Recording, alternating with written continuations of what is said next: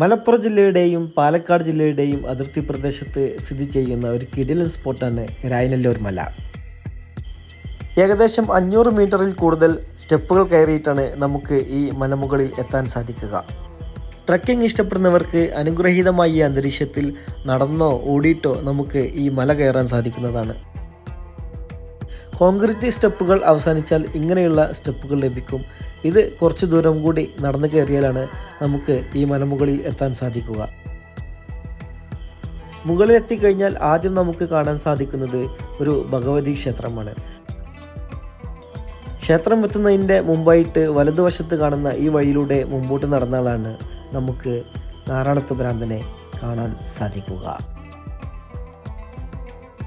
മലമുകളിൽ നിന്ന് താഴേക്ക് അനുഗ്രഹം ചൊരിയുന്ന രീതിയിലാണ് ശില്പി നാറാണത്ത് ഭ്രാന്തനെ സൃഷ്ടിച്ചിട്ടുള്ളത്. കേരളത്തിലെ ഐതിഹാസികമായ നാടോടിക്കഥയായ പറയിപ്പറ്റ പന്തിരുകുലം സജീവമാകുന്നത് ഇവിടെയാണ്.